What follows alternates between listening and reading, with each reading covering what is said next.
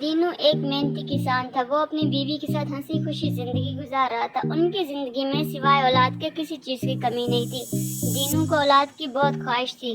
आखिरकार बड़ी दुआओं के बाद उनकी मुराद पूरी हुई और अल्लाह ने उन्हें एक बेटा दिया। मगर ये क्या, बच्चा बहुत ही छोटा सा था, एक छोटी सी गुड़िया के बराबर। जिसने भी बच्चे को देखा यही कहा कि बच्चा बोना है। दीनू बहुत मायूस हुआ और उसने बच्चे का नाम आना रख दिया। आना वाकई बहुत आहिस्ता आहिस्ता बड़ा होना शुरू हुआ।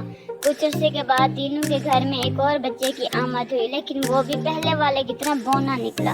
दीनू खुश होने की बजाय बहुत मायूस हुआ और चिढ़कर इसका नाम दो आना रख दिया। दीनू के दोस्तों ने उसको बहुत समझाया कि औलाद अल्लाह की दी हुई नेमत है, इसका शुक्र अदा करो और नाशुक्री ना करो। मगर दीनू हर वक्त अपनी किस्मत को बुरा कहता। उसको फिक्र थी कि जब वो बूढ़ा हो जाएगा तो खेतों में काम कौन करेगा, बोने बच्चे भला क्या काम करेंगे। वो इसी फिक्र में था कि अल्लाह ने उसको तीसरा बेटा दिया। वो भी अपने भाइयों की तरह बोना था। दीनू ने अपना सर पीट लिया और वो कई दिनों तक घर से बाहर भी ना निकला।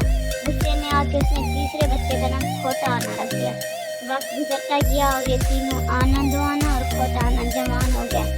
उनका कद तो 3 फुट से ना बढ़ सका, मगर अपनी शरारतों में, जहानत में और बेबाकी में वो तीनों यकसा थे। वो अपने बाप का हाथ भी बटाते, खेतों में चौकीदारी भी करते, मगर दीनू किसान उनसे खुश नहीं था। उसे रह रह कर यही ख्याल आता कि काश ये बच्चे मामूल के मुताबिक कद में पूरे और कड़ियल जवान होते। तीनों बोनों में एक एक खसूसियत भी थी। आना जानवरों की आवाज़ें बड़ी उम्दा निकालता था और उनकी बोली भी समझता और बोलता था। दो आना तीर में माहिर था, तीर अंदाजी में, और आंख बंद करके ऐसा तीर मारता कि निशाने पे लगता।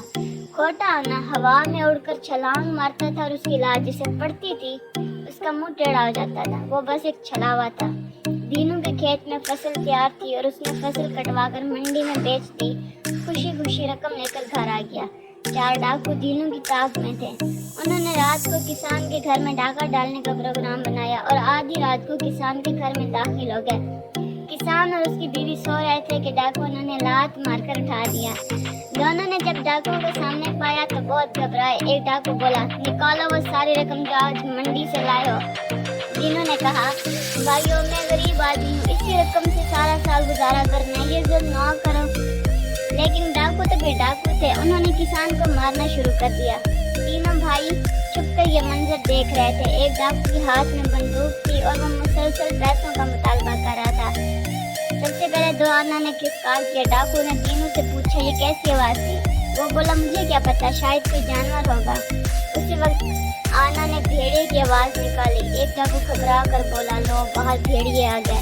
दूसरा डाकू गुस्से से बोला, मैं नहीं डरता, लेकिन तुम मुझे भी डरा रहे हो, चुप करो। किसान ने कहा, यहाँ आधी रात को बहुत खतरनाक जानवर आते हैं, आप लोग भाग जाएं। डाकुओं का सरदार बोला, वाह भाई वाह, हमसे चालाकी कर है, निकाल जल्दी से सारा माल और जेवर नकदी।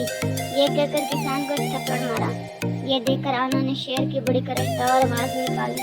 इसे सुनते ही डाकुओं के हाथ पांव फूल गए। उसी लम्हे खोटा आना जुस लगाकर बंदूक वाले डाकू पर कूदा और एक जोरदार लात उसके मुंह पर रसीद की। बंदूक गिर गई और किसान ने झपट कर बंदूक उठा ली और चारों डाकुओं पर तान ली।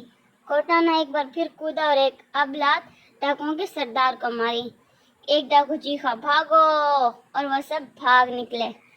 किसान ने इत्मीनान का सांस लिया और जिंदगी में पहली मर्तबा अपने बच्चों की तरफ मुस्कुरा कर देखा। किसान बोला, बच्चों अब सो जाओ, लेकिन तुम्हारे लिए खबर है, खैर वो सुबह सुनाऊंगा। तीनों आने जिद करने लगे, नहीं नहीं, वो क्या खबर है, अभी सुनाए। किसान ने कहा, बादशाह ने ऐलान किया है कि उसकी 3 शहजादियों के लिए अच्छे और बहादुर शोहर चाहिए। वहाँ बड़े बड़े ज़बरदस्त मुकाबले होंगे। तुम लोग भी जाकर किस्मत आजमाई करो। तुम तीनों ने उल्टे सीधे काम तो सीख ही रखे हैं, क्या पता कोई बात बन जाए। तीनों भाई खुश होकर कहने लगे, हम सुबह होते ही रवाना हो जाएंगे। खोटा आना बोला, हो सकता है वो तीनों शहजादियाँ हमारे ही नसीब में लिखी हों। किसान हंसकर बोला, अगर ऐसा हो गया तो मैं भी वादा करता हूँ आइंदा कभी अल्लाह की नाशुक्री नहीं करूँगा। सुबह होते ही तीनों ने सफ़र की तैयारी की और शाही महल की तरफ रवाना हो गए। जब वो शहर में दाखिल हुए तो लोग उन्हें देखकर हंसने लगे और आपस में बातें करने लगे। जब वो बादशाह के सामने हाजिर हुए तो बादशाह बहुत खुश हुआ और उसने इनसे पूछा, तुम तीनों मिलकर लड़ोगे या एक एक करके? दो आना ने जवाब दिया, जहाँ पनाह, हम तो मुकाबले में शरीक होने आए हैं, फिर जैसे आपकी मर्जी। बादशाह ने कहा, तुम्हें पता है बड़े बड़े शहजादे और सुरमा इन मुकाबलों में हिस्सा लेंगे, तुम उनसे भला कैसे मुकाबला करोगे? खोटा आना बोला, आप हमारे कद पर ना जाइए और मुकाबले का इंतज़ाम कीजिए। बादशाह ने कहा, कल सुबह शाही मैदान में आ जाना, आप जाके आराम करो। दूसरे दिन मैदान में पाँव रखने की जगह नहीं थी। पड़ोस मुल्कों के शहजादे भी आए हुए थे। सबसे पहले तीर अंदाजों का मुकाबला हुआ। यह मुकाबला दो आना ने जीत लिया। पहलवानी और जोर आजमाई के मुकाबलों में जब खोटा आना आया तो सब हंसने लगे। कई पहलवान उसके मुकाबले पर आए, लेकिन खोटा आना की लातों ने सबके मुंह तोड़ कर रख दिए। बादशाह सलामत भी हंसने लगे। अब बादशाह ने उठकर ऐलान किया कि एक अनोखा खेल होगा, हम जानवर छोड़ेंगे और उम्मीदवारों को उनसे लड़ना होगा।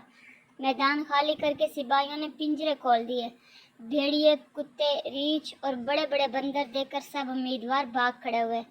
फिर आना, दो आना और खोटा आना मैदान में उतरे। चारों तरफ से जानवर उनकी तरफ भागे। जैसे ही जानवर उनके करीब आए, आना ने शेर की गरजदार आवाज निकाली। जानवर ठटक कर रुक गए। दो आना ने तीर कमान निकाली और अपनी बेमिसाल महारत से कई खौफनाक जानवरों को निशाना बनाया। खोटा आना उछल उछल कर दौलतियां चला रहा था। थोड़ी देर में मैदान में जानवरों की लाशें बिखरी पड़ी थीं। बादशाह ने तीनों बोनों की जीत का ऐलान किया और इन तीनों के साथ तीनों शहजादियों का निकाह कर दिया। फिर शाही पालकी में से तीनों शहजादियां बाहर निकली। हुस्न इत्तेफाक की ये तीनों भी बोनी थीं। बादशाह ने आना को मुखातिब करते हुए कहा कि मैं तो खुद यही चाहता था कि आप कामयाब रहें, क्योंकि इन छोटी छोटी गुड़ियों जैसी शहजादियों के लिए आपसे बेहतर कोई रिश्ता नहीं हो सकता। दूसरे दिन बादशाह ने शादी की दावत का ऐलान किया और तीनों भाइयों ने सिपाही भेजकर अपने अब्बा यानी दीनू किसान को बुलवाकर और अपनी अम्मा को बुलवाया। दीनू किसान को अपनी गलती का एहसास हुआ और उसने अल्लाह से माफ़ी मांगी और दिल से तस्लीम किया कि अल्लाह की दी हुई नेमतों पर शुक्र अदा करना चाहिए और नाशुक्री नहीं करनी चाहिए।